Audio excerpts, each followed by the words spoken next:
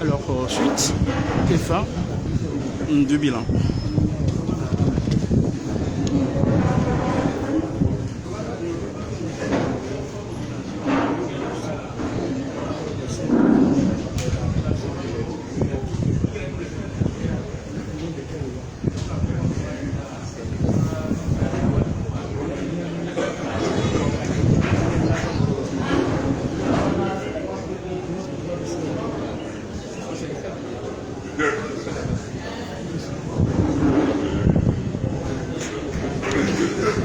Alors, il reste encore quelques rapports à faire et tout juste après, nous allons marquer une déconnexion.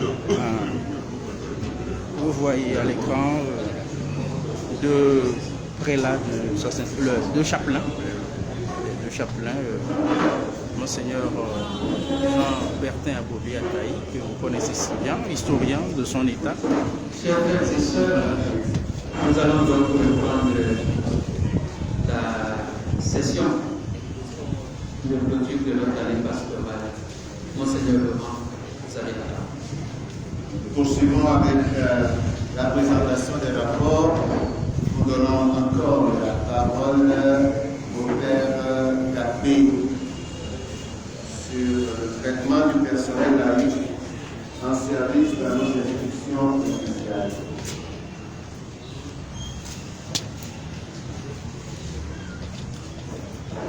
Depuis son arrivée à Lomé, Monseigneur, notre Père évêque, a été très sensible à la situation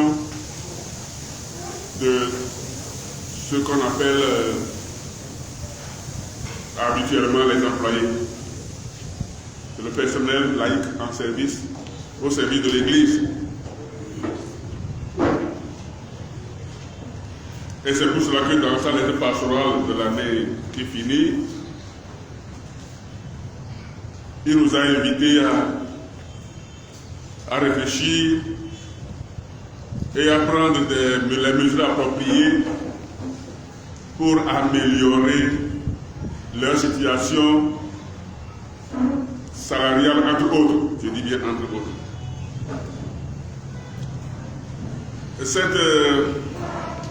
Cette demande vient aussi d'abord de la relecture du synode diocésain, où beaucoup ont parlé du personnel au service de l'Église. Et puis lors des consultations de la phase diocésaine, les consultations au niveau de la phase diocésaine du synode, la question est revenue. Et puis nous avons choisi d'être plus proches les uns des autres. Et donc c'est aussi une certaine proximité que nous sommes appelés à vivre. Alors le personnel dont nous parlons n'est pas au service d'une église utopique ou d'une église en l'air, abstraite.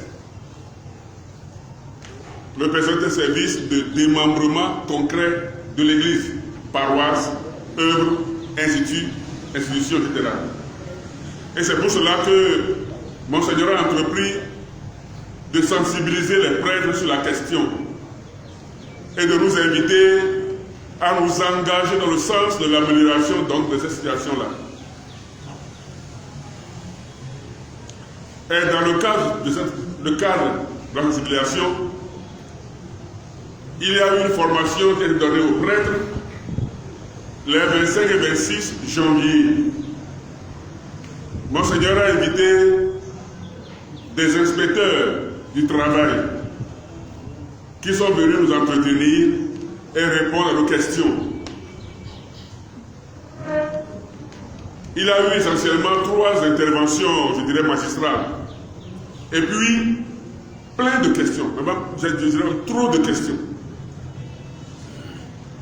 Ils nous ont parlé, entre autres, des supports de la législation sociale au Togo. Donc les supports externes, les lois, les conventions, les décrets arrêtés, les supports internes, les conventions collectives, l'accord d'établissement, salut du personnel, règlement intérieur, contrat de travail. À ce niveau, il y a plusieurs types de contrats, chaque contrat avec sa particularité. La deuxième intervention a porté sur les droits et obligations des parties au contrat de travail. Il s'agit en fait de présenter les droits et devoirs de l'un et de l'autre, de l'une de l'autre des parties.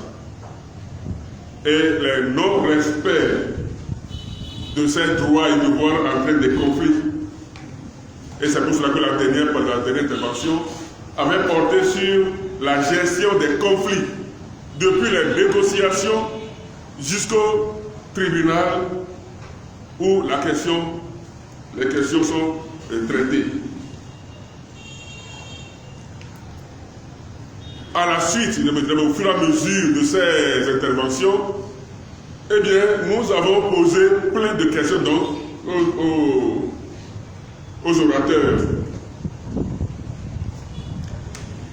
En tant qu'inspecteurs de travail, ils nous ont rappelé ce que dit le droit. Et ils nous ont dit qu'il faut tout faire pour nous conformer au droit, pour éviter des problèmes.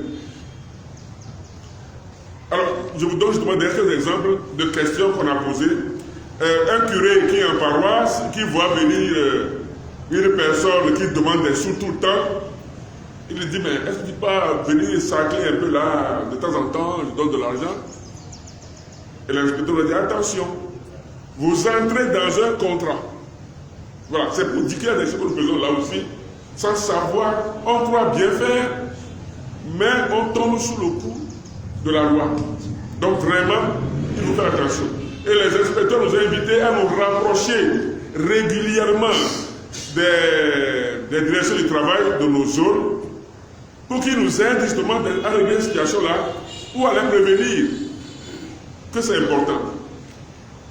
Et donc, à la suite de cela, les différents responsables, curés, responsables de l'institution, ont été renvoyés à revoir la situation de chacun des employés, chaque membre du personnel, pour régulariser la situation en tenant compte aussi de la nouvelle donne, à savoir l'augmentation du SMIC. Donc voilà un peu ce qui a été fait à ce niveau-là. Et dans ce contexte-là, la direction des enfants catholiques a été appelée aussi à faire son aggiornamento et il a tout à l'heure dit ce qu'ils ont fait. Et donc, la commission de partage de service, il y a des personnes qui ont dû suivre cela. Quand nous arrivons pour le partage de service aussi, nous rappelons tout cela. Et le père économe qui est expert en matière plus que moi en tout cas, il prend soin de rappeler ce que dit le droit pour que les CPA aident le curé à corriger les erreurs. Tout cela pour éviter des complications. Voilà ce que je peux dire. S'il y a des questions, je pourrais apporter des précisions. Merci Père pour ce rapport à la fois concis et précis. Merci beaucoup. Évidemment, en abordant ce sujet, mon intention n'était pas de résoudre automatiquement tous les problèmes qui sont liés à ces situations-là, mais c'est de vous sensibiliser à ces difficultés pour que vous ne considériez pas le personnel à notre service comme n'étant pas de la même catégorie que les autres personnels. Parce que souvent, nous disons, nous sommes dans l'église et ceux qui sont à notre service doivent être des bénévoles, etc., etc., etc. Il y a des domaines où on peut être bénévole et d'autres où on ne peut pas être considéré comme bénévole. Nous disons aussi, mais c'est des volontaires. Il y a des domaines où on peut considérer les personnes comme volontaires, mais d'autres domaines, on ne peut plus considérer les personnes comme volontaires. Je le dis bien souvent, et ça fait sourire. Un volontaire, normalement, c'est celui qui a déjà son travail et qui a encore du temps consacré à quelque chose.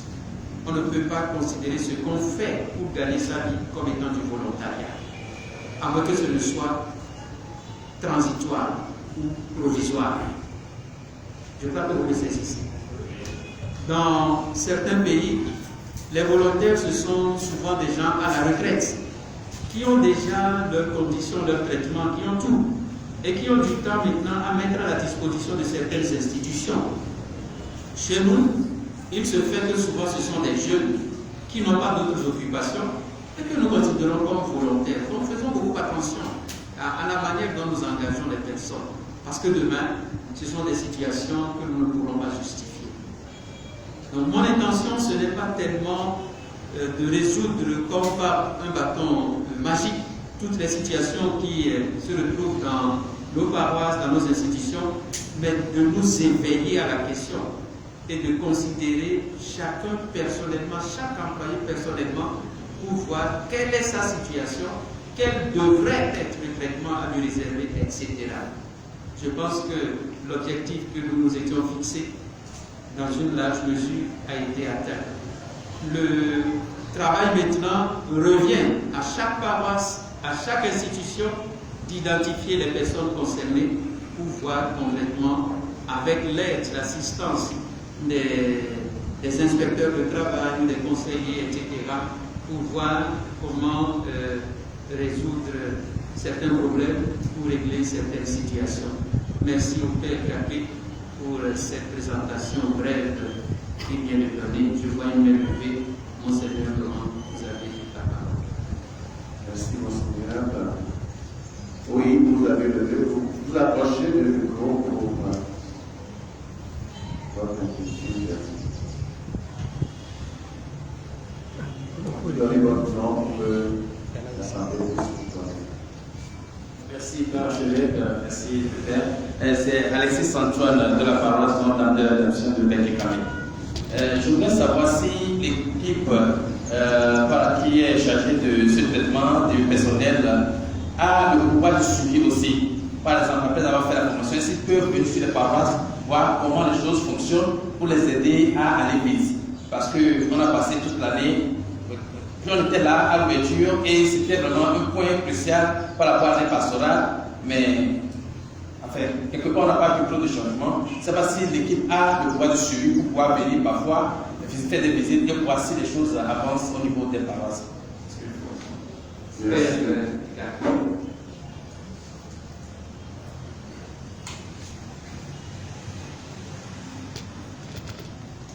Je crois, sauf erreur d'appréciation, que lors de la révélation de l'écoulement, je crois qu'il y a l'un d'entre eux, l'observateur, qui est chargé de cette question-là et qui doit s'organiser dans ce sens-là. Mais moi, cela dit, nous sommes d'abord à la phase de sensibilisation. Donc, moi, cela dit, parce que d'abord, est-ce que nous sommes assez bien sensibilisés? S'il y a des questions, je crois qu'on peut interpeller l'économie pour venir éclairer. Voilà, ça, je crois qu'on peut le faire. Mais nous sommes d'abord à l'étape de sensibilisation.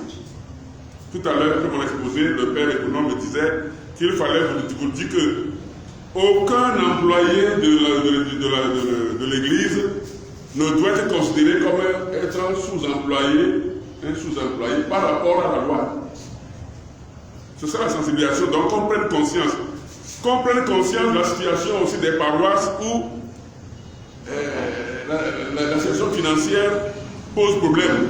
Et qu'on cherche des solutions. Je crois quand même que l'affirmation que vous avez faite tout à l'heure a provoqué des froncements de sourcils. Oui.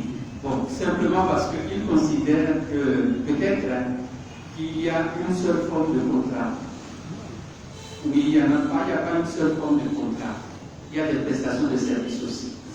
Bon, alors si vous considérez que tous ceux qui viennent, même si c'est pour un petit temps, et pour un contrat mensuel, etc., bon, on n'est pas dans la même situation.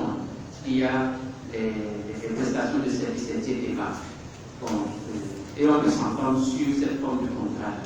Mais s'il n'y en a pas, si on ne le fait pas, donc on considère comme étant un contrat à durée indéterminée. Ça va. Je voudrais pour ça, donc peut-être que quand je parle, je devine, je crois que vous comprenez, que vous suivez. J'ai dit qu'aucun des employés de l'Église ne doit être comme un sous-employé par rapport à la loi. Par rapport à la loi. Et dans la loi, comme dit Monseigneur, il y a plusieurs. Je l'ai dit tout à l'heure dans mon président, donc là-dessus vraiment, c'est par rapport à la loi. Et la loi précise des choses dans cette circonstance. Oui, merci, Père Capé. Je vois une main levée qui a fini, s'il vous plaît, apporter un contrôle.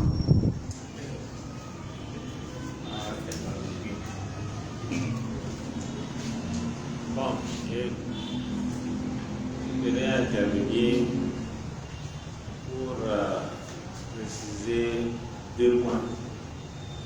D'abord,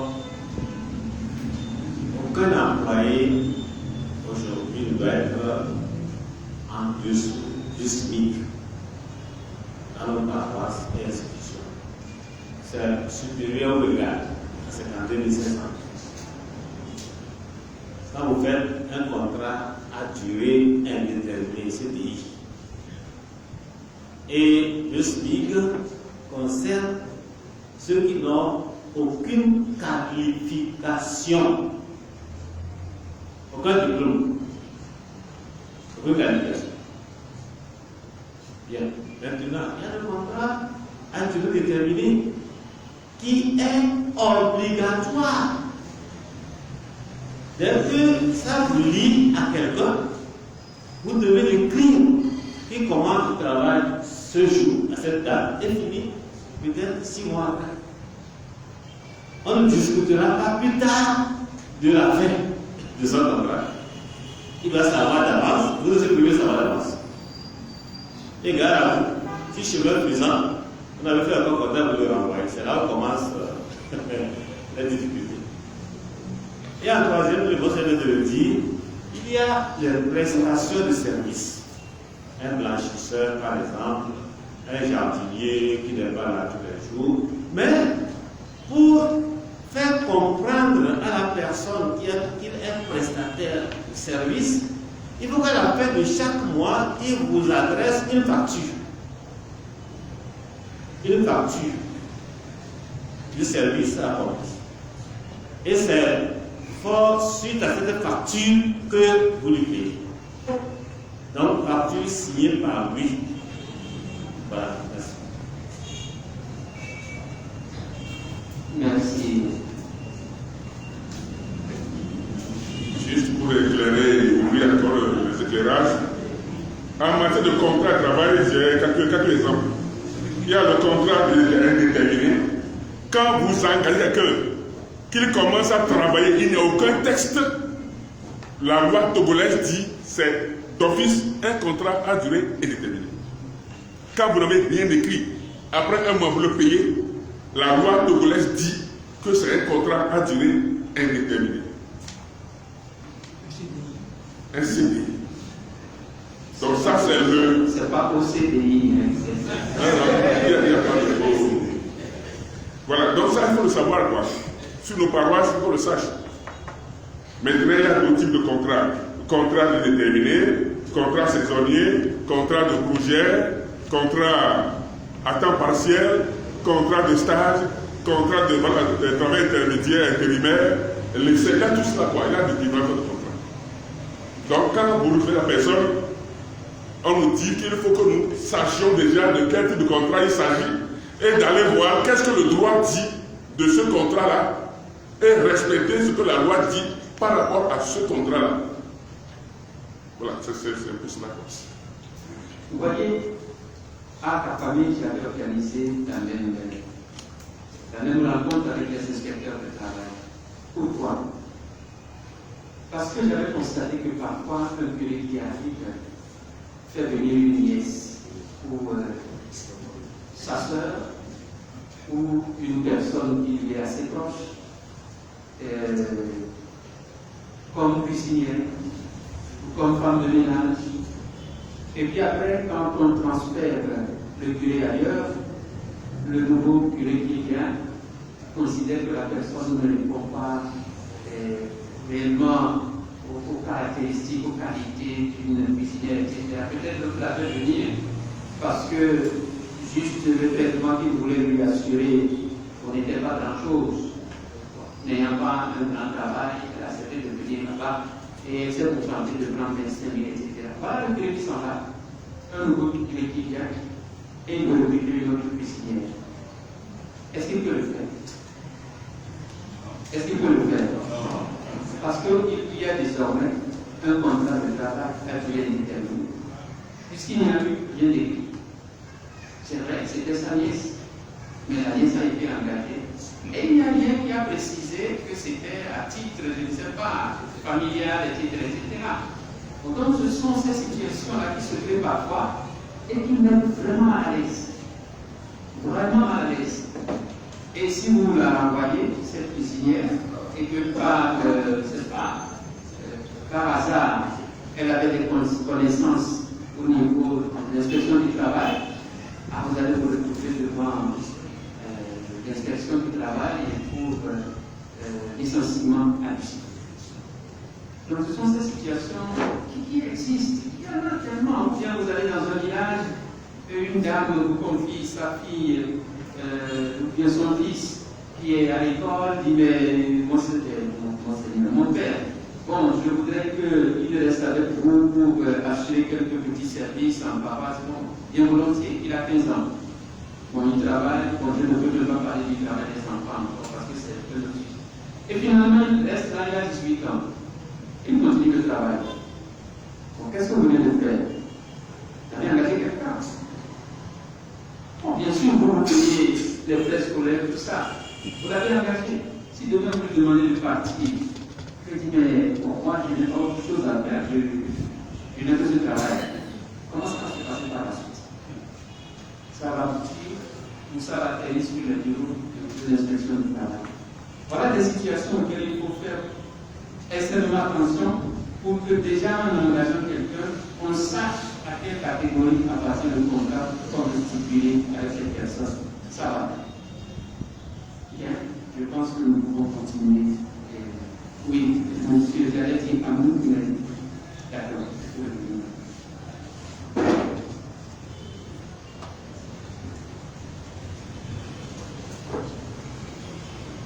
Merci, Monseigneur. Et j'allais poser une question. Est-ce que, au niveau de la commission, est-ce qu'on a organisé une rencontre avec les curés, avec les vicaires, pour sensibiliser les curés à ce type de... Oui, bien sûr, le père l'a mentionné. Il y a eu une rencontre qui s'est passée. Je pense même en combien de jours? En 3 jours. Ok. Et donc par rapport à ce type de défi, j'aurais préféré que les curés donnent plus de valeur à la CPAE et CPP. Parce que ce sont des personnes qui sont dans le monde, dans la vie active, et qui peuvent donner des conseils à ces curés-là pour ne pas tomber dans la... Bien sûr, vous avez totalement raison. C'est un peu notre objectif. Oui. Vous pouvez venir.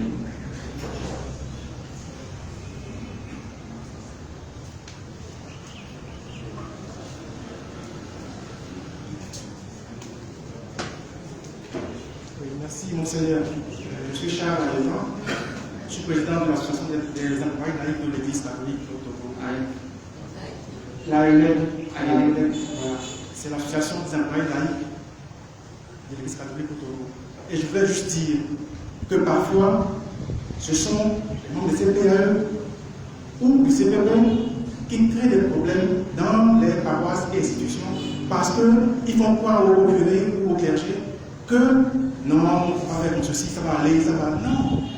Parfois, ce n'est pas erreur qu'on confie tout à le CPAE ou bien au président du CPP. Parce que parfois, eux aussi, ils ne connaissent pas la loi. Ils ne savent pas comment est-ce que la loi règle ces questions-là.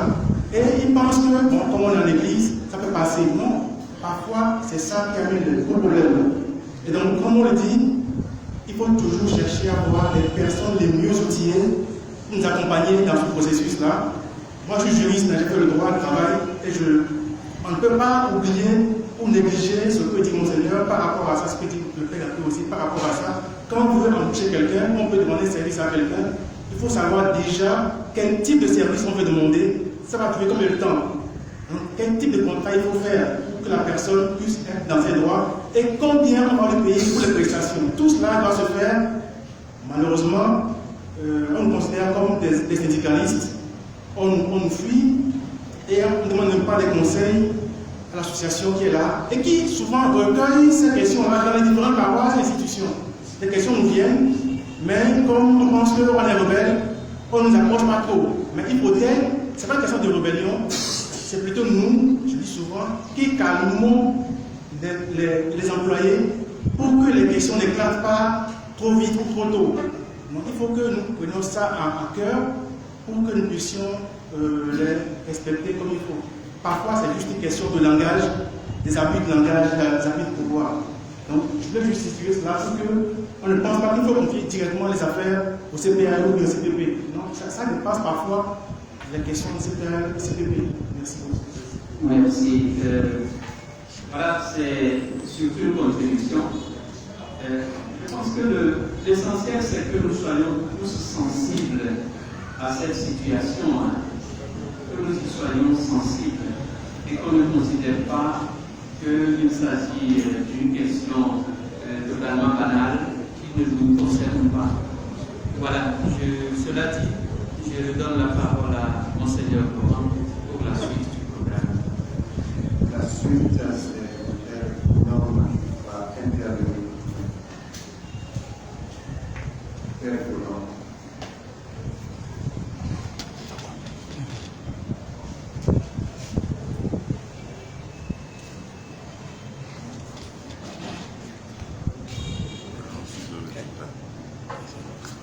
Merci, je n'ai pas de discours à faire. Je suis dans les chiffres. Alors, une première certification pour ceux qui ne veulent pas note. Les entrées de l'année 2022, les entrées ont donné 345 519 598 francs. 345 519 598 francs. La dépense s'élève à 392 millions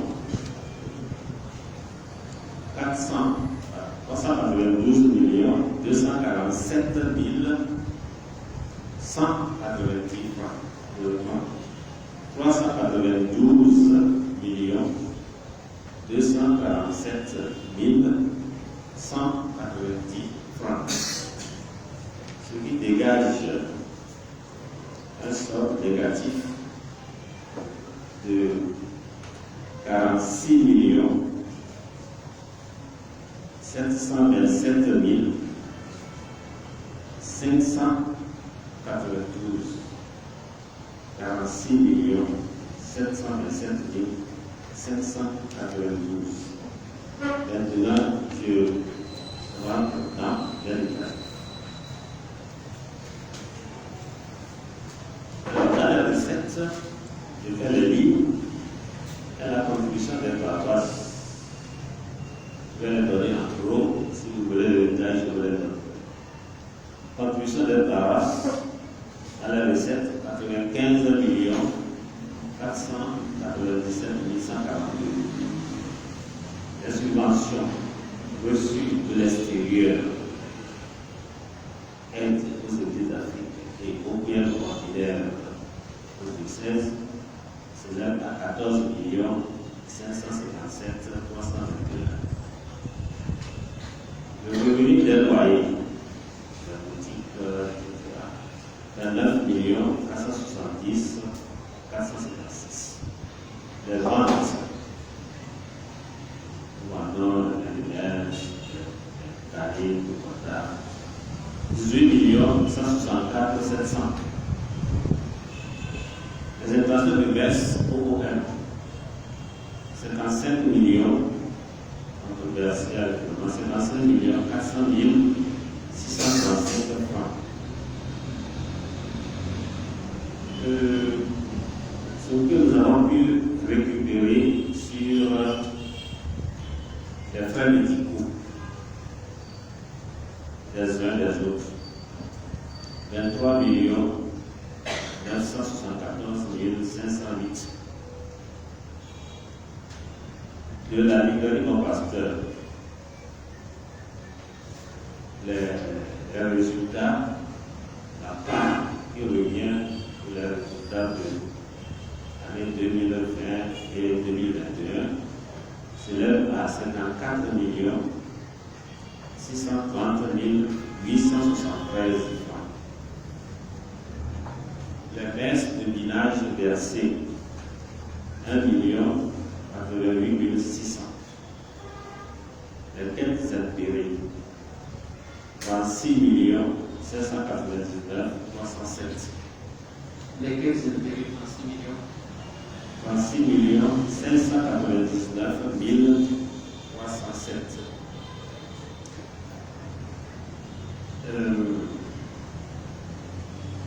Il y a autre quête impérique, c'est-à-dire maison de formation,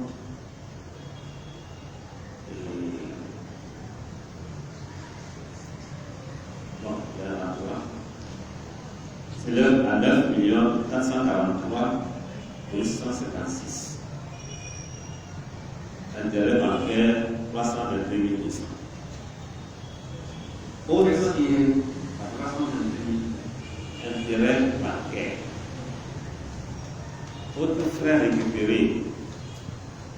Bon, je mets sur rubrique les participations du foyer sanitaire. Vous savez qu'il y a des confrères qui viennent d'autres diocèses qui sont logés ici, donc ils participent.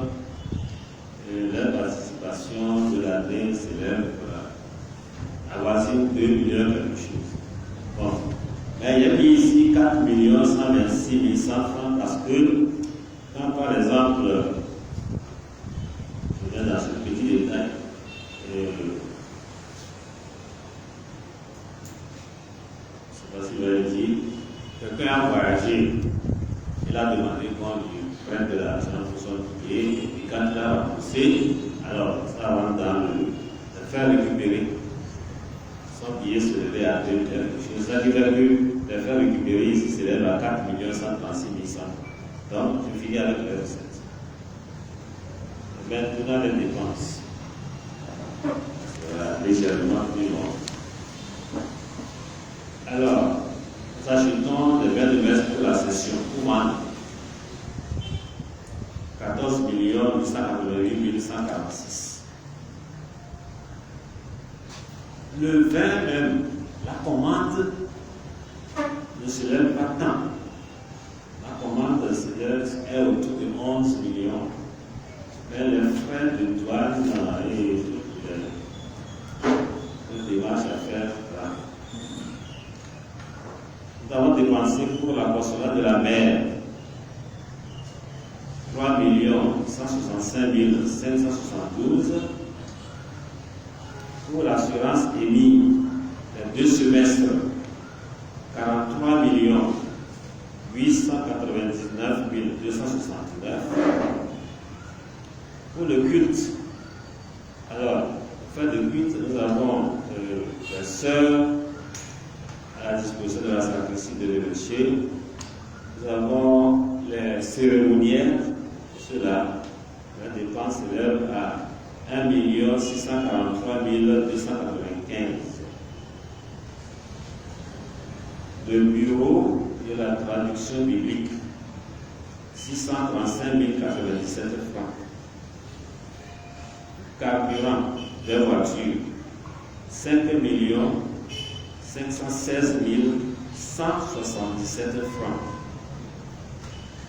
La chancellerie, 3 165 582. Il faut dire qu'on a équipé la chancellerie.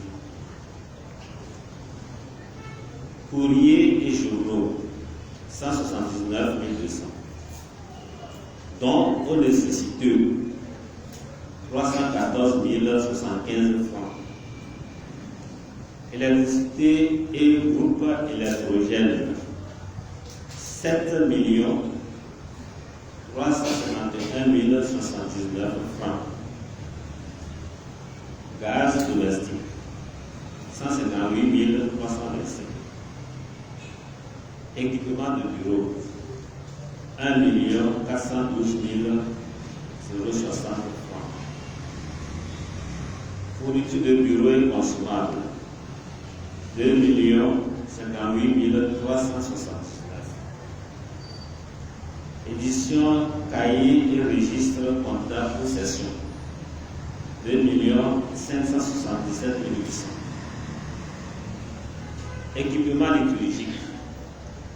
Nous avons commandé il y a déjà 3 ou 4 ans, 25, des chasubles aux sœurs de la nouvelle pasteur qui sont à Paris pour la profession. Les chasubles que nous portons, les blancs, le lait là. Il y a, on n'a pas tout payé encore, les accords de 3 millions. Donc ça fait 1 406 580. Formation des prêtres aux études, 10 877 150. Formation dans les séminaires, 9 594 580. Pour 275 539. Maintenance matériel informatique, 88 550. Entretien matériel et mobilier de bureau, 822 500. Entretien bâtiment, 10 29 504 francs. Le bâtiment en vieilli.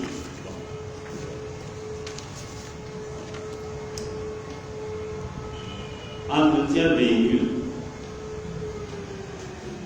Je vais expliquer ici, ce n'est pas seulement les véhicules de la maison, il y a les véhicules qui sont à disposition des étudiants catholiques aussi. Alors, 11 699 145. Climatiseur, 236 000. Foyer sacerdotal, 2 538 791. Les frais médicaux, les personnes qui sont à la charge du diocèse dans la santé, couvert par le diocèse, 21 283 961 francs. Il faut dire que il y a eu beaucoup de confrères hospitalisés, qui sont malheureusement décédés, tout ça là, c'est les quêtes impérées restituées sont dans les dépenses. 42 315 244. La Caisse nationale de sécurité sociale, 2 121 065 francs. Les impôts locatifs, 16 945 616. J'explique un peu ici aussi. Et il y a 2, 3 ans, 4. Les impôts sont perçus sur ce que vous avez pu collecter comme loyer. Depuis 3 ans, c'est un peu ça. Vous déclarez le loyer, les impôts au calcul, il vous impose, et puis vous payez que le locataire est payé ou pas. Frais de cession des prêtres, 2 107 730. Téléphone filaire, 1 257 124. Téléphone mobile, 274 500.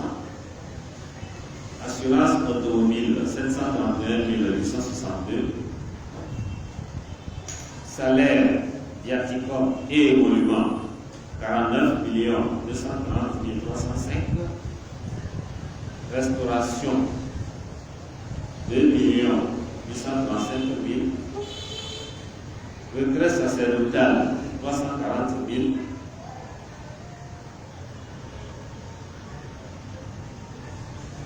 crédit de fonctionnement accordé au vicaire général 3 949 535,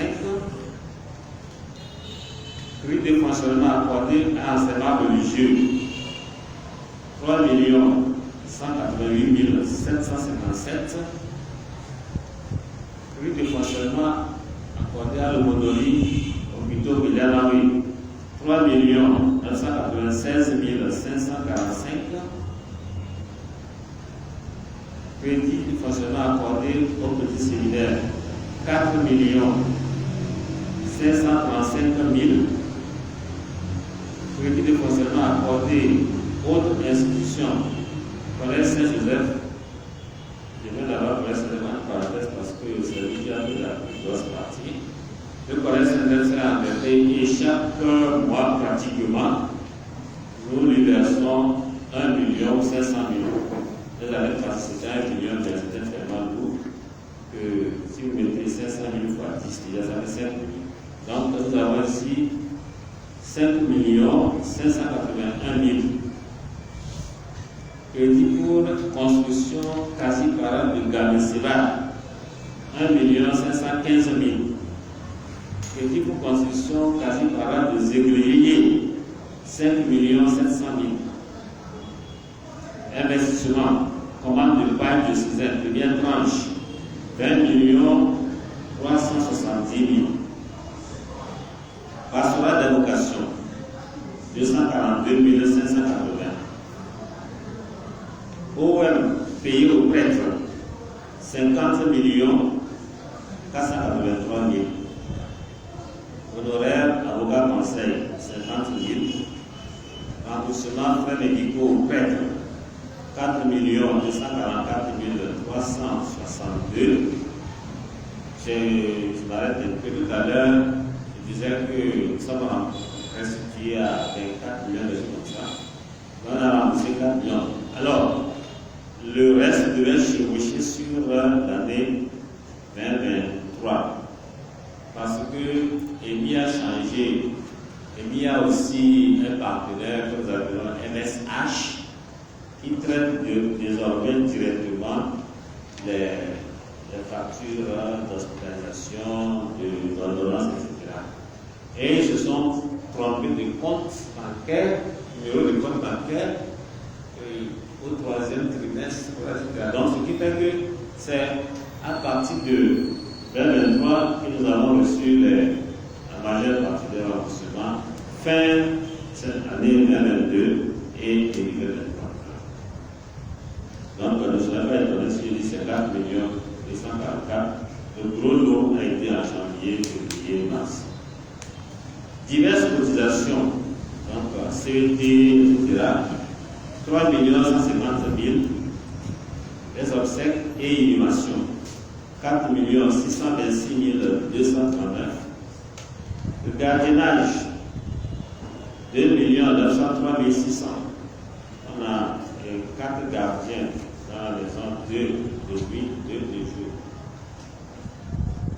Les frais d'abonnement Internet pour la curie et l'évêché, 660 000.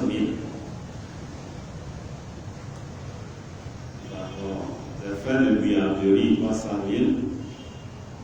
Les frais financiers, dans les agios, 58 860. Frais divers de gestion. Alors tout à l'heure j'expliquais les frais récupérés là, je disais 4 millions, quelque chose, voilà. Et frais divers de gestion, en parenthèse, prêt à un tiers qui a été récupéré de l'autre côté, c'est 2 461 210. Voilà. Ça fait les dépenses totales de 292 247 190. Ce qui fait une différence de 46 727 792. Alors, à l'heure actuelle,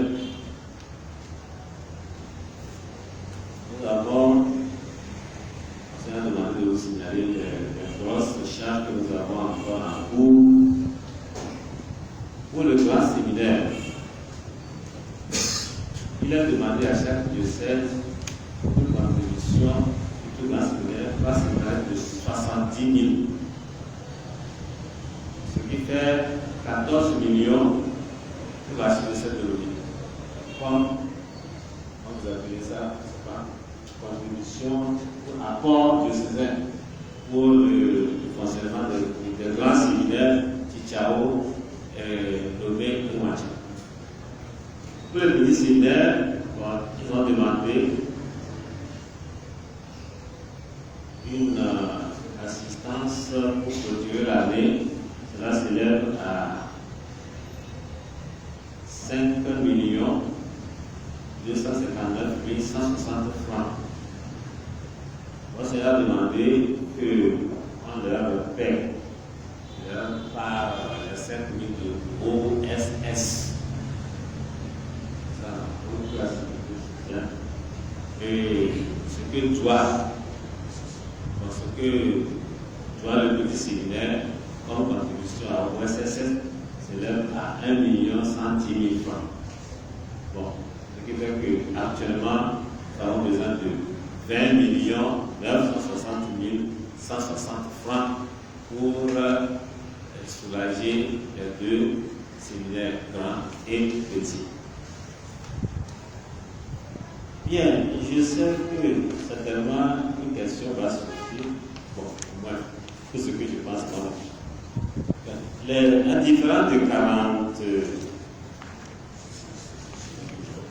Oui, ça vient toujours. Hein. Comment on a pu solver ça?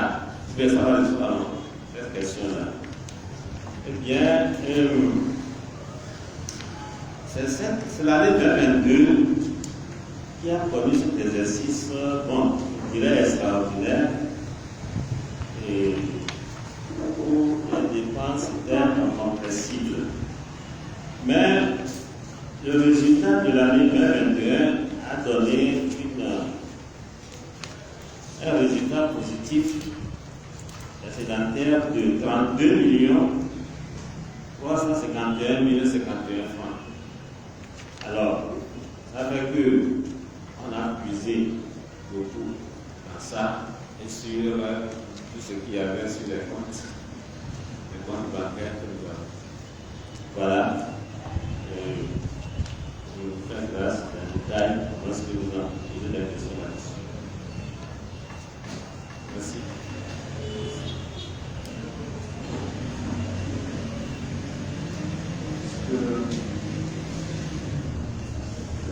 La personne veut réagir selon le détail que l'argument avancé.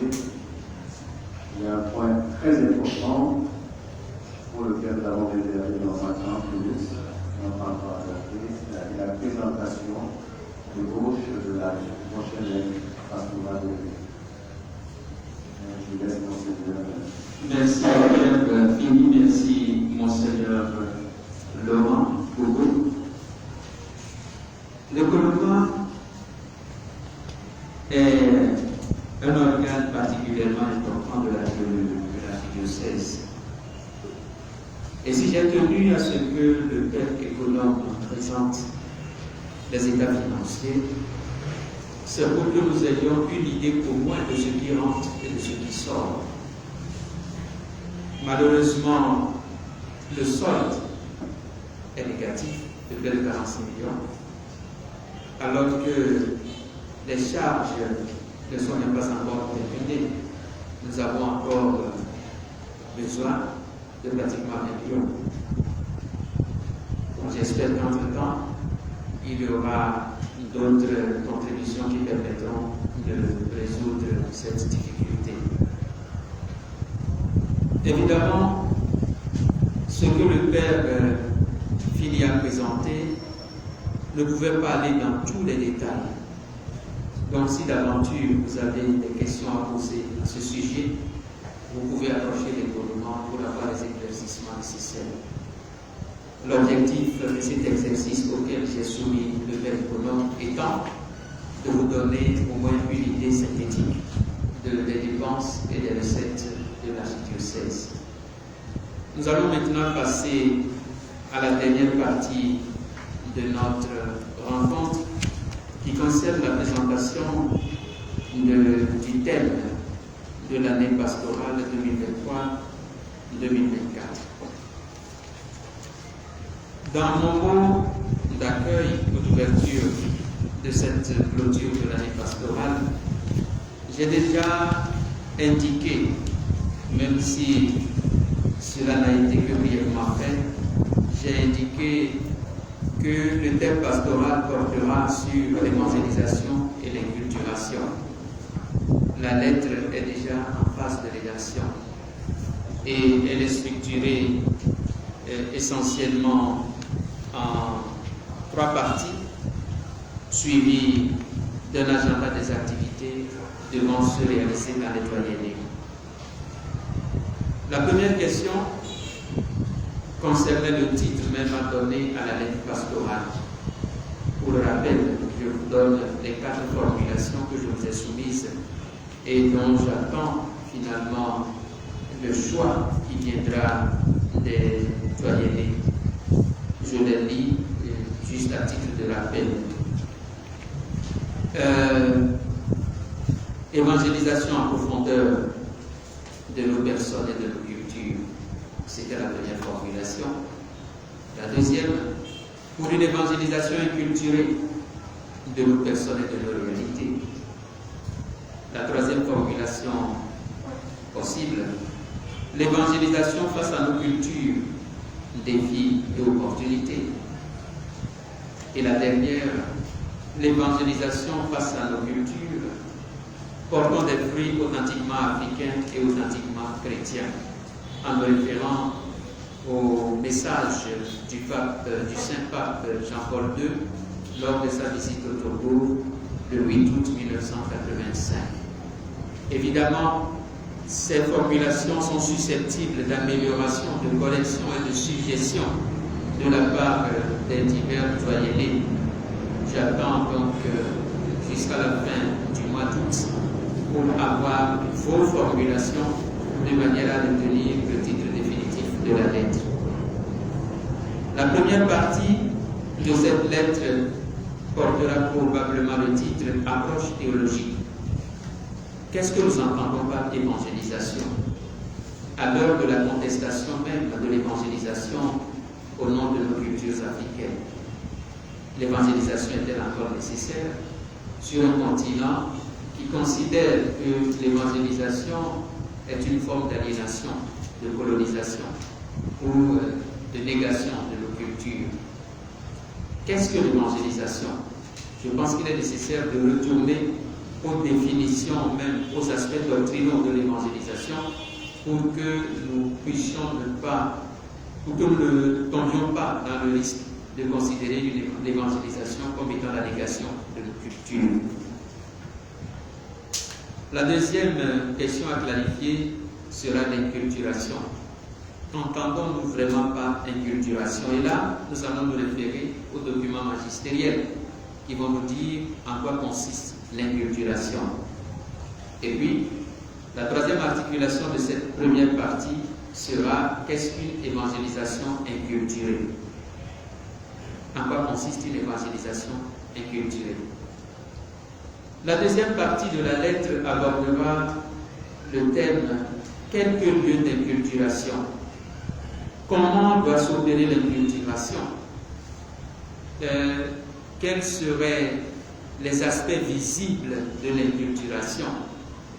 Il y a naturellement la liturgie, il y a la programmation de la parole ou l'élaboration même de la pensée théologique.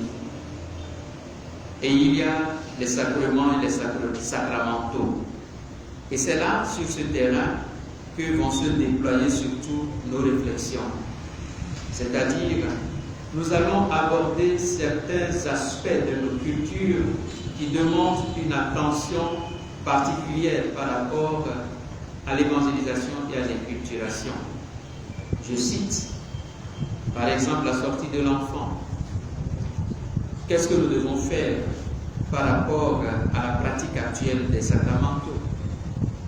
Je cite la gestion des rites des jumeaux.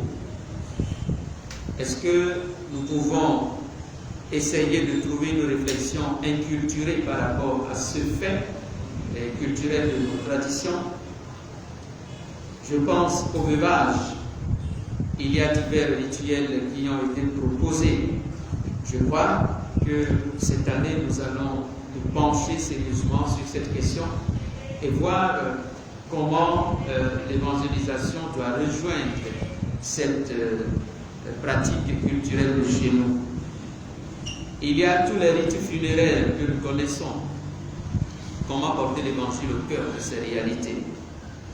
Il y a les rites d'offrande des premiers fruits, des prémices. Par exemple, Djaou.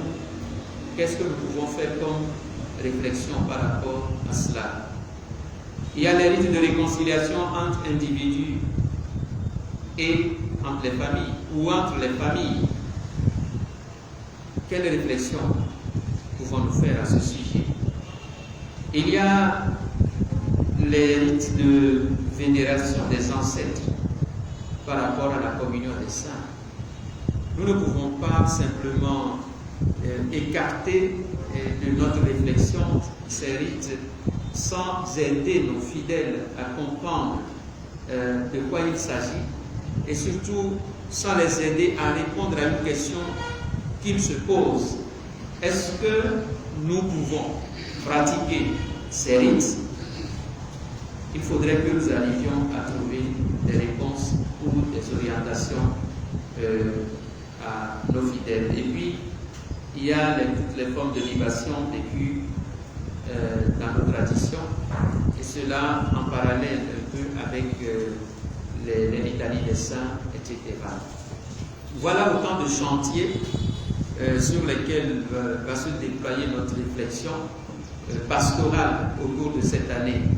Oh, il est certain que nous n'allons pas aborder toutes ces questions, que nous n'allons pas trouver des réponses pour toutes ces pratiques, mais étant donné que le thème que nous avons retenu est celui de l'évangélisation de l'inculturation, il est évident que nous ne pouvons plus rester seulement dans des déclarations de principe, mais que nous devons descendre dans ces réalités concrètes pour essayer de voir comment conjuguer l'évangélisation avec ces réalités culturelles qui sont très prégnantes encore dans nos milieux.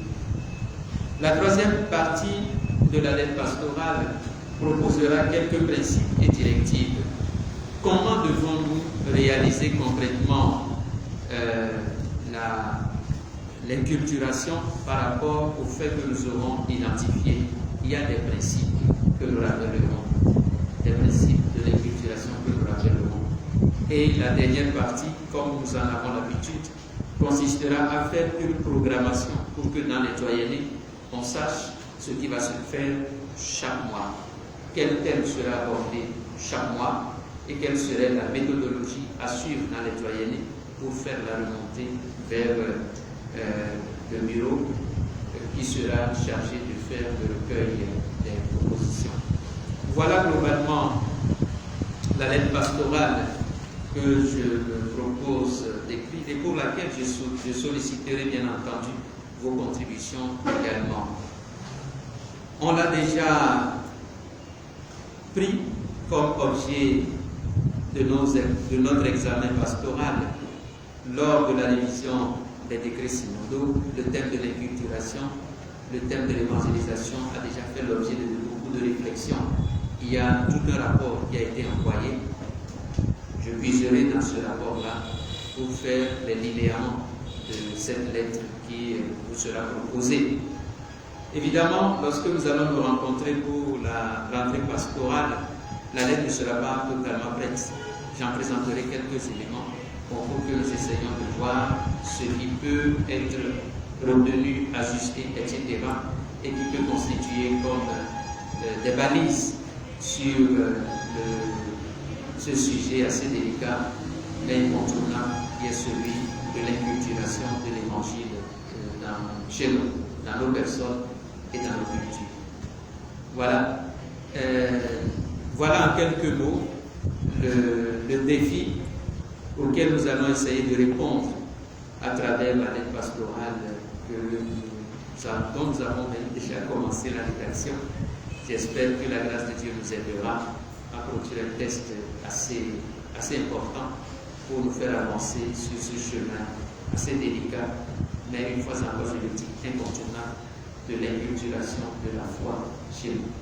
Voilà, Monseigneur Laurent, voilà la présentation succincte que je viens de faire, et s'il y a des questions d'éclaircissement, je les attends pour terminer ma présentation. Merci, Monseigneur,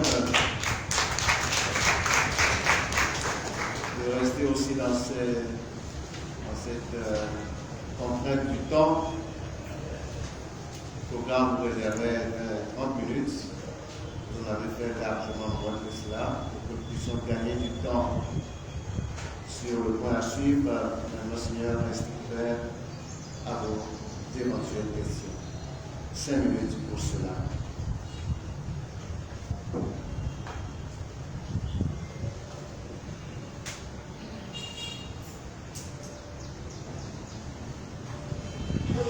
Je suis plutôt heureux de constater que pour le moment, le bouillonnement ou le foisonnement des idées n'est pas encore parvenu à une expression assez claire. Portez cela dans vos cœurs et on va poursuivre avec la suite du programme. La suite du programme porte sur des suggestions pour l'amélioration de la vie pastorale dans notre archidiocèse. Je crois que c'est libre, c'est mieux libre maintenant. Donc, la parole est à tout le monde.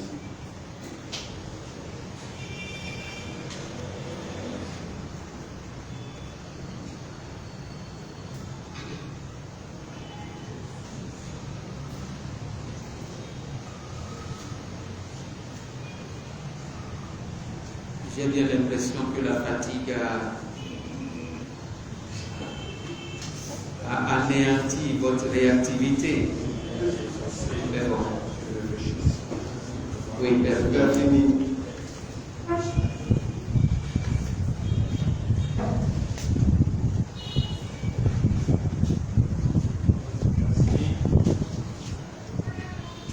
Depuis un certain temps, je suis préoccupé par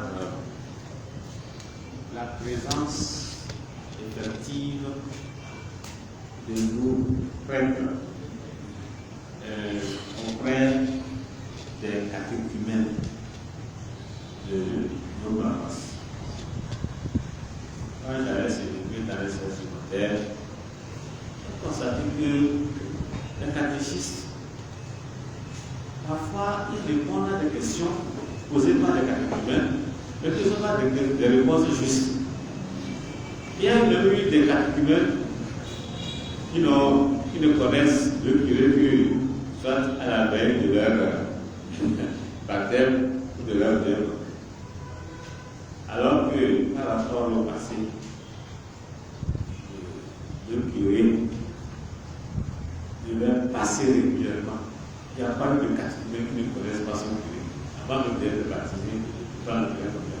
Donc moi je souhaiterais cela que si ailleurs on ne le fait pas, qu'on puisse de temps à autre visiter les catéchumènes, le curé lui-même et ses collaborateurs. Voilà ce que je voulais dire. Merci. L'importance de la catéchèse ou du catéchisme. Je ne sais plus à quelle occasion j'ai eu à utiliser comme une métaphore ou une image. J'ai dit que le Christ est le fondement ou la fondation de notre foi. Le rez-de-chaussée de notre construction, c'est le catéchisme. Et quand cela n'est pas bien établi, tout ce que nous construisons par la suite peut s'écrouler très facilement. Or, nous ne soignons pas le rez-de-chaussée qui est le catéchisme. Il y a beaucoup de curés qui ne s'intéressent pas du tout au catéchisme, qui ne connaissent même pas le nombre des catéchistes qu'il y a sur la paroisse, qui n'ont jamais fait de formation précise aux catéchistes. Bon, vous savez, nos bonnes mamans ou nos fidèles qui sont généreux de leur temps donnent ce qu'ils connaissent et ils le racontent comme ils peuvent. Est-ce que ça suffit vraiment pour faire une bonne préparation à nos fidèles? Si nous-mêmes nous plaidons tout le temps de la désertion de certains fidèles, c'est parce que finalement nous ne les avons pas bien préparés. Le Père Fini, merci pour cette intervention qui est une interpellation à chaque curé, pas seulement au curé, à chaque prêtre, pour que nous nous investissions vraiment dans la préparation catéchétique de nos fidèles. Merci. Maintenant, on va donner la parole sur la ligne d'abord. Madame, un instant,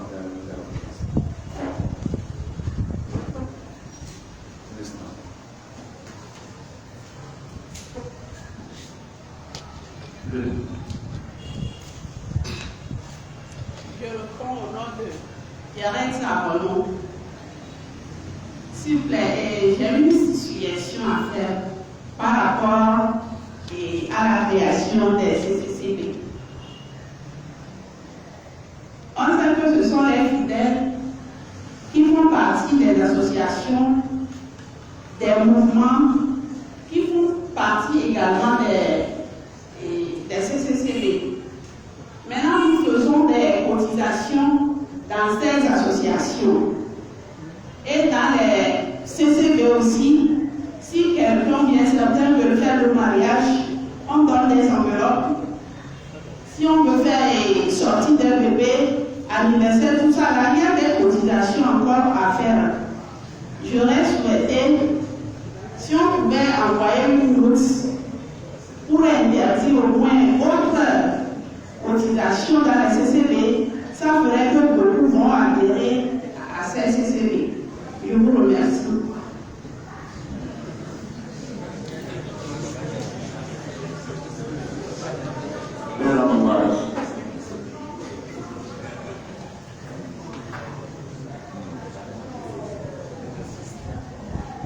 Merci, je suis Ambroise Marie Mensa. Je voudrais aussi suggérer. Merci. Je voudrais suggérer aussi à nos pasteurs de prendre aussi soin des obsèques. Bon, j'allais dire, il n'existe plus l'assistance du prêtre ou du diacre à la mise en terre et à la levée du corps. Et des fois même, là où c'est grave, à l'accueil du cercueil et à l'entrée de l'église. Et pire, nous avons abandonné le cimetière et nous laissons cela aux fidèles, aux catéchistes. Mais aussi sur les paroisses où il y a les chapelles funéraires, Monseigneur Bertin a dit aussi les ateliers de funérailles, ou qui sont dans les paroisses. C'est vrai que c'est en location, mais malheureusement, quand c'est exposé là, au moment de mettre la mise en pierre, la levée du corps, il y a absence. Je voudrais suggérer que nous puissions le faire. Merci, Monseigneur. C'est une interpellation. Le funérarium n'est pas comme une boutique que l'on loue. C'est un lieu de pratique de notre foi. Je le souligne encore. Ce n'est pas comme une boutique que l'on loue. Le funérarium. C'est un lieu où nous devons exercer aussi notre ministère. Quand nous appuyons les gens pour le funérarium, bon, déjà nous devons nous engager aussi à les accompagner.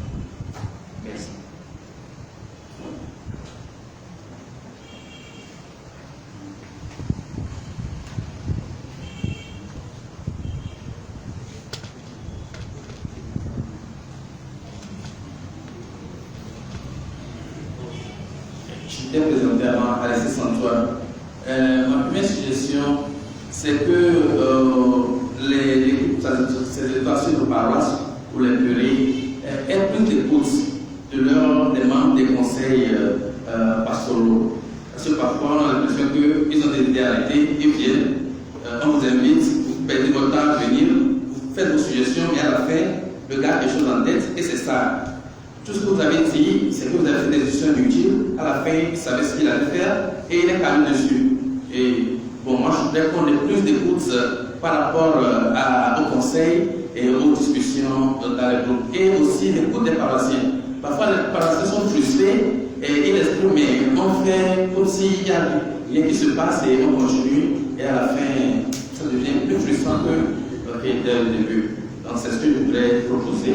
Et la seconde chose, c'est d'insister sur la doctrine sociale de l'Église catholique, surtout par rapport à l'engagement du chrétien dans la vie politique de son pays. Les évêques envoient des lettres, mais sur les paroles, je ne sens pas cet engagement des prêtres à inciter les fidèles à s'engager à l'amélioration de la vie politique, à participer à cette vie-là. Donc je voudrais voir si on peut toujours travailler sur ça pour que plus de fidèles soient engagés dans la vie politique du pays. Merci. Oui, il s'agit d'une exhortation, d'une interpellation. Je pense que ce qu'il vient de dire, et c'est entré dans de bonnes oreilles, que cela fera l'objet de réflexion au niveau de nos paroisses. Cher Maïta.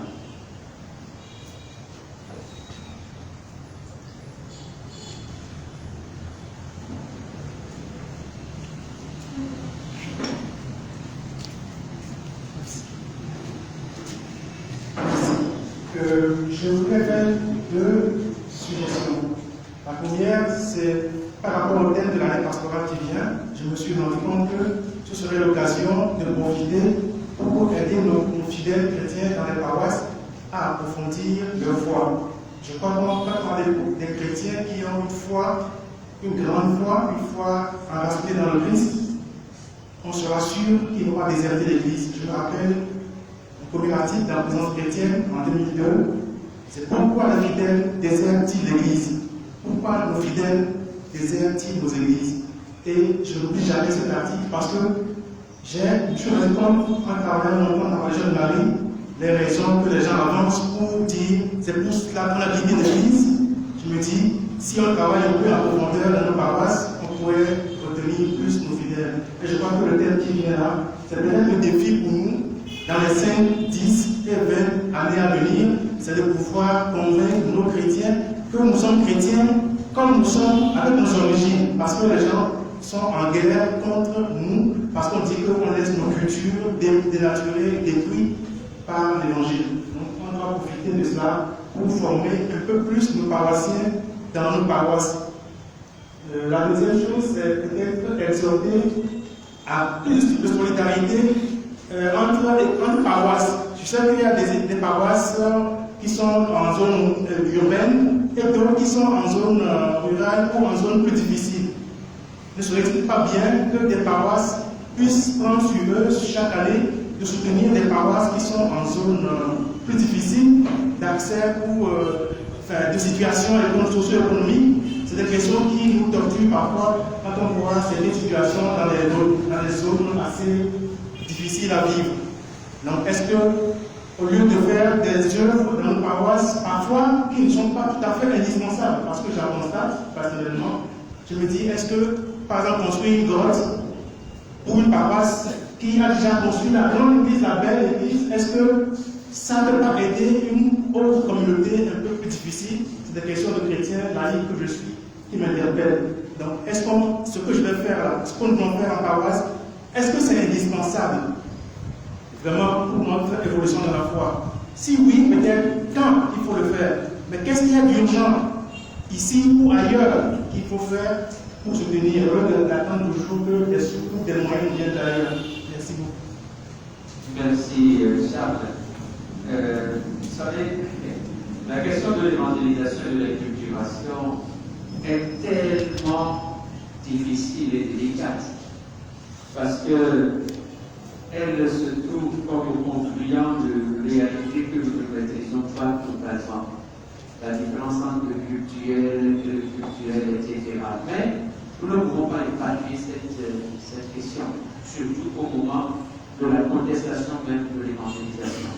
On sera attentif à cela et je crois qu'au besoin, on sollicitera les réflexions de personnes et des hommes pour que vous fassiez un peu part de la réaction de ceux qui considèrent que l'Église finalement est en train de détruire la société, etc. Donc, le moment venu, on sollicitera vos réflexions là-dessus. La solidarité entre paroisses, je pense qu'elle devrait être naturelle, que nous n'avons pas besoin au niveau de la archevêché d'imposer à certaines paroisses le soin d'autres qui sont dans des situations un peu plus précaires. Cela devrait être naturel. Merci à Charles d'avoir évoqué quand même des situations qui interrogent. Est-ce que c'est toujours nécessaire de faire tout ce que nous faisons dans nos paroisses, alors que nous savons qu'ailleurs, il n'y a même pas le minimum indispensable? Est-ce que nous pouvons faire ce qui est peut-être agréable en oubliant qu'ailleurs, la question se pose en termes de nécessité? Faire ce qui est agréable, c'est bon. Faire ce qui peut apporter quelque chose de plus, c'est bon. Mais est-ce que c'est vraiment fondamental, essentiel? Nous devons nous poser souvent cette question. Merci, Charles, d'avoir inscrit notre attention là-dessus. Bon, nous allons encore recevoir 2 questions et clôturer parce que le temps est un peu contre nous. J'ai vu 2 mains se lever. Angleterre Café, tu renonces. À Satan, je peux dire.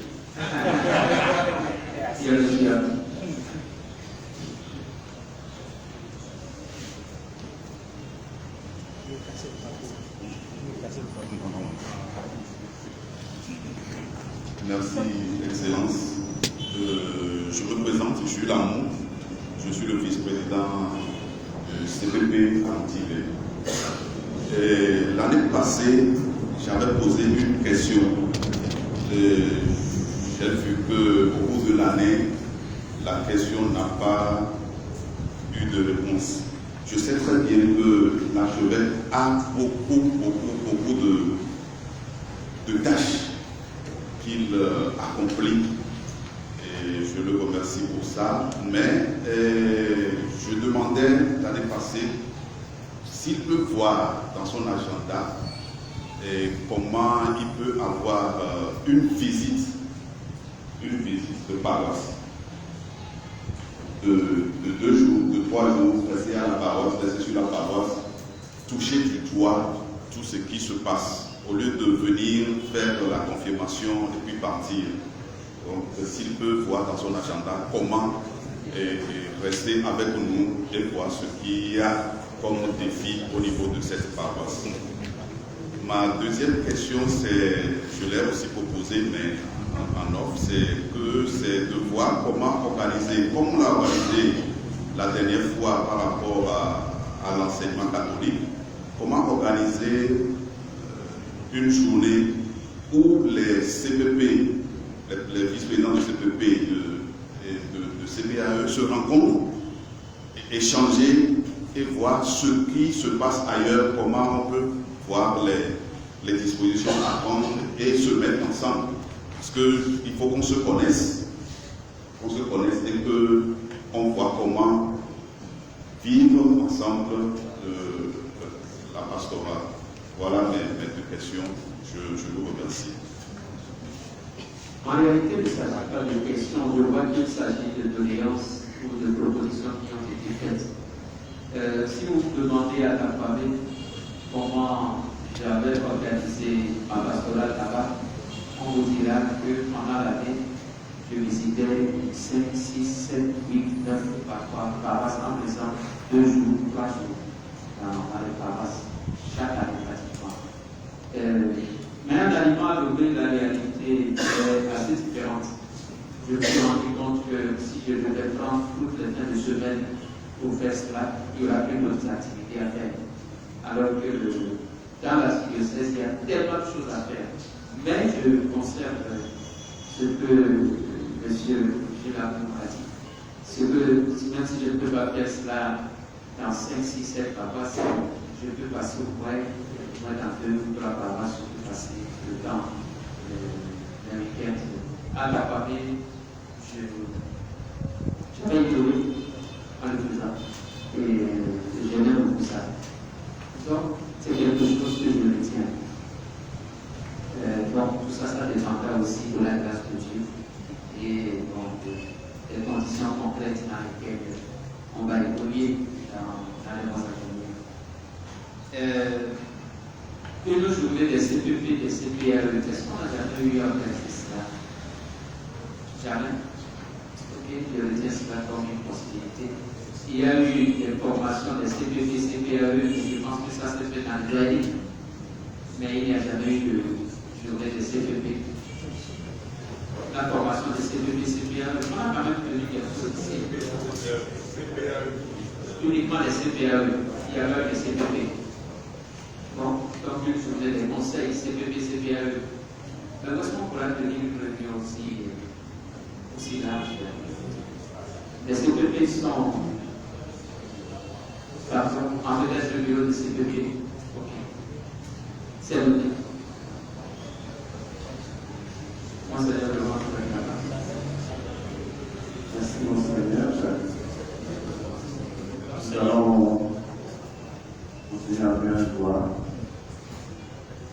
Vous allez. Oui, il y a un droit. Il y a aussi le père plus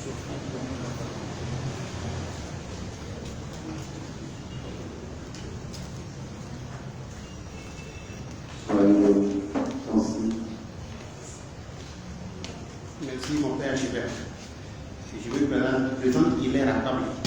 Je représente l'association des écoliers du Conseil du CC. Mon inquiétude va à l'endroit de l'enseignement catholique. Tout récemment, concernant les perspectives d'avenir, on va penser aux parents des élèves, de nos élèves. Dorénavant, il faut penser aussi aux élèves pour faire quelque chose pour freiner l'augmentation des frais scolaires chaque année. Merci. Bon, j'ai entendu, mais nous n'allons pas pouvoir réaliser la quadrature du cercle. On choisit quelque chose pour le cercle, pour le carré.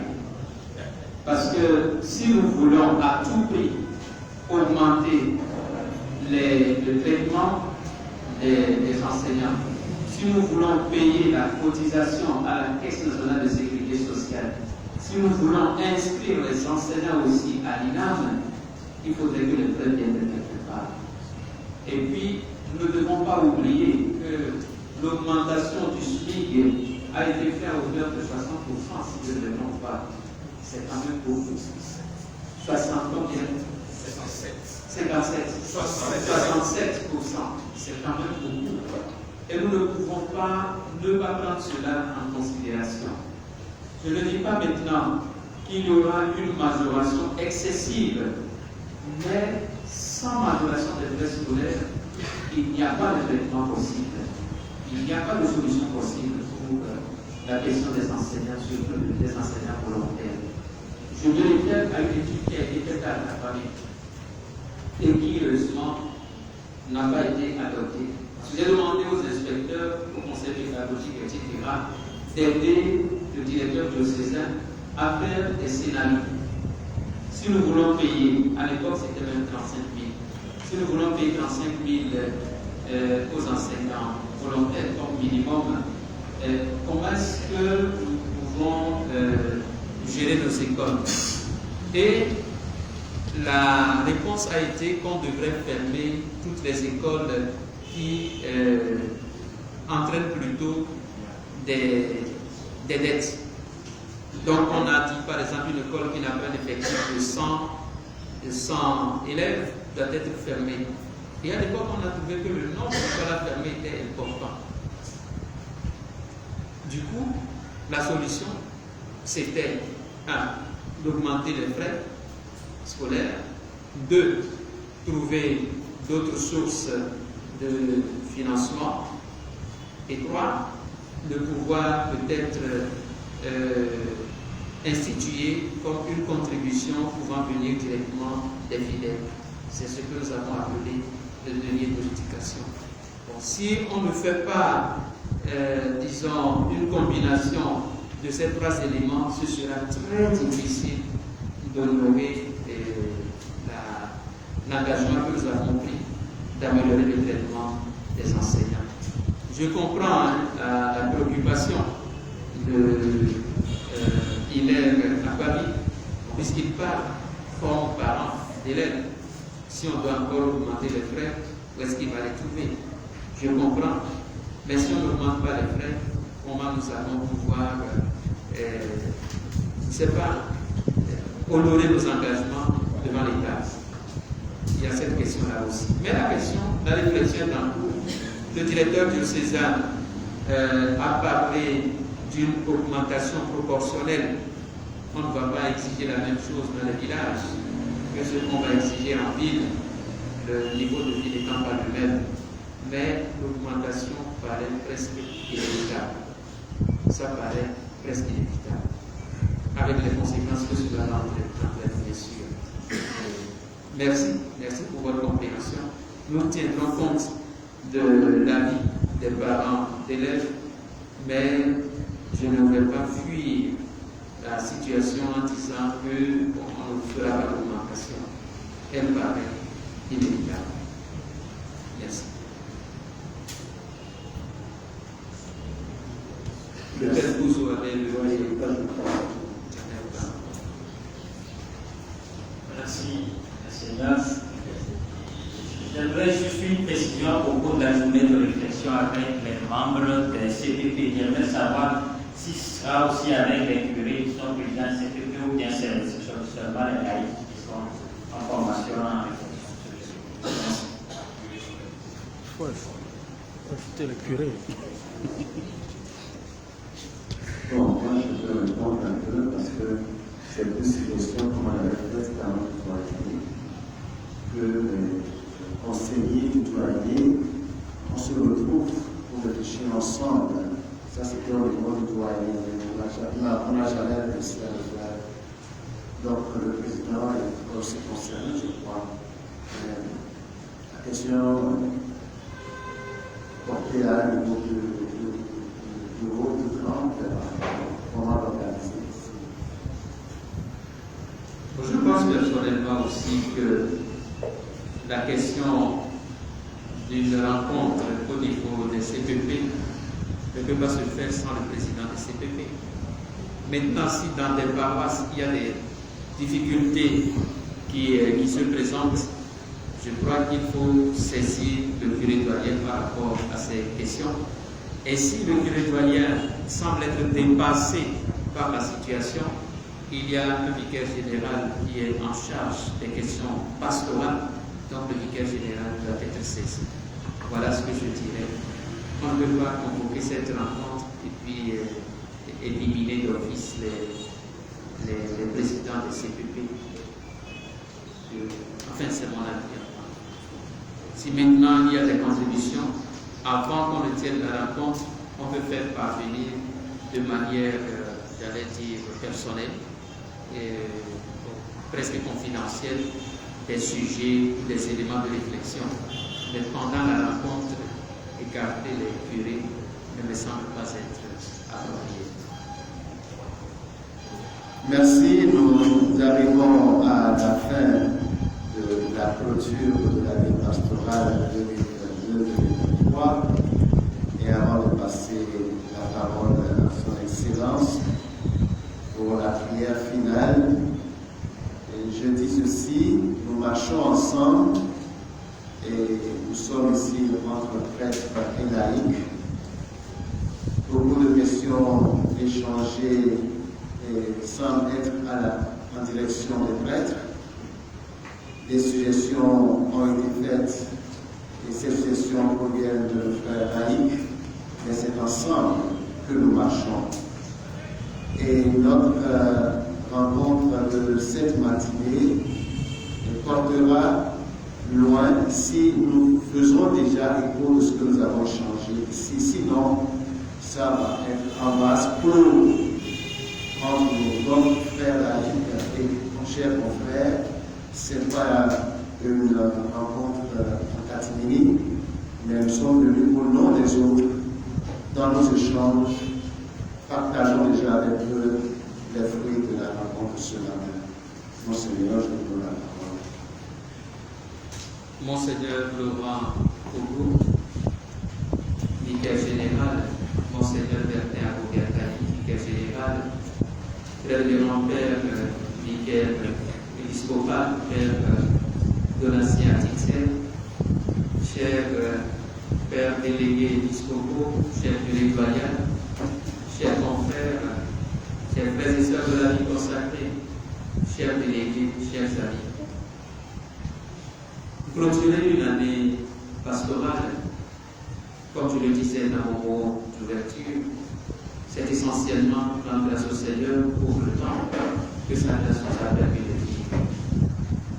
Clôturer une année pastorale, c'est également évaluer le chemin parcouru en identifiant les acquis, mais aussi en prenant conscience des limites qui ont caractérisé cette marche ensemble. Clôturer une année pastorale, c'est reprendre de nouveaux engagements, parce que les thèmes qui ont été développés, les initiatives qui ont été prises, tout cela ne s'achève pas à la clôture. Vous voyez, il y a deux manières de clôturer les choses. La première, c'est de déclarer qu'on est arrivé à un terme et que désormais, on ne fera plus référence à ce qui a été fait. Un peu comme quand on réussit au CEPD, on n'a plus le matériel étudié à l'école primaire. Mais une deuxième manière de clôturer, c'est de considérer ce qu'on a fait jusque-là comme étant le point de départ d'une nouvelle marche. Et c'est dans cette perspective que je voudrais que nous nous engagions. Bien sûr, à l'ouverture de l'année pastorale prochaine, un autre sujet sera arrêté.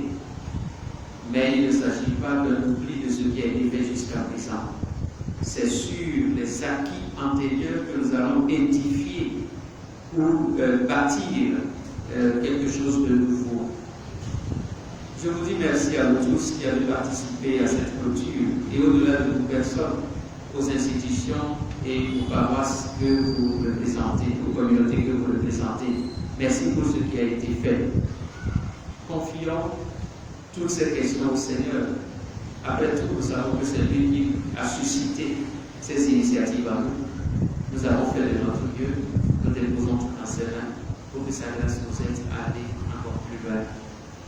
En vous disant une fois encore merci pour votre participation active à cette rencontre. J'invoque sur les communautés que vous représentez ici, sur vos paroisses et sur vos institutions.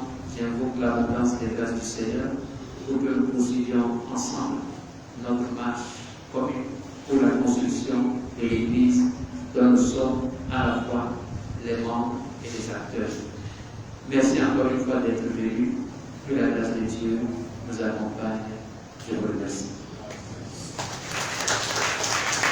Alors, tout à l'heure, après la prière finale de notre Père évêque, comme le fait le diacre, le Père finit par jouer le rôle de diacre pour l'envoi en mission de la République.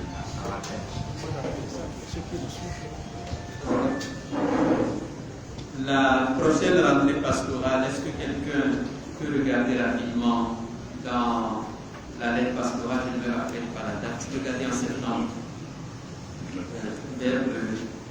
avant la fin de la première, c'est le 9. L'ouverture de l'année pastorale est prévue donc au 9 septembre 2023. On doit nous donner rendez-vous pour l'ouverture de l'année pastorale. À présent, nous allons rentrer sur ça.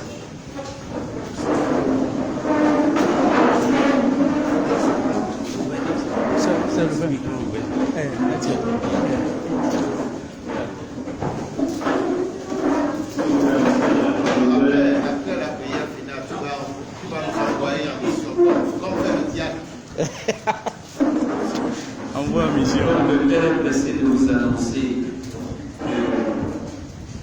qu'il y a quelque chose qui vous attend, c'est ça? Oui. Si je tiens à parler, c'est que nous avons organisé une restauration des comptes du temps. Chacun va apporter, on appelle ça en région des Gambouis. Alors c'est de l'argent dépensé. 2700 par Gambouis. Donc c'est consistant. Je viens de le voir, c'est consistant. Donc deux gagnants par tout fait. On a prévu 150 Gambouis. Et donc si quelqu'un veut savoir, il va la connaître qui va manger ça. Donc soyons généreux pour partir avec un Gambouis complet. Oui, merci. L'information est importante parce que souvent on se plaint de venir et de repartir sans que les conditions ou bien ne soient bien réunies. Maintenant qu'on a préparé, si on s'en va aussi, ce sera du gaspillage. Donc je vous invite à le faire. Le père Bernard Abétuamé est en train de sourire en disant mais si vous partez, je vais ramasser ça pour les qui viennent de manger avec ça. Bon, recueillons-nous pour dire merci au Seigneur. Au nom du Père et du Fils et du Saint-Esprit, je rends grâce, Dieu Tout-Puissant, pour tout tes bienfaits. Sois misérable pour les siècles des siècles. Le Seigneur soit avec vous. Que Dieu Tout-Puissant vous bénisse, le Père, le Fils et le Saint-Esprit. Bon, voilà, nous arrivons à la fin. Et bon appétit. Je donne le nom de quelques paroisses. Si un confrère est intéressé, il s'approche de moi. Si un fidèle laïque est de cette paroisse, il peut passer chercher l'enveloppe de son. Alors, mes chers connectés, nous marquons la belle déconnexion de cette clôture de l'année pastorale 2022-2023. Merci à tous et que le Seigneur vous bénisse.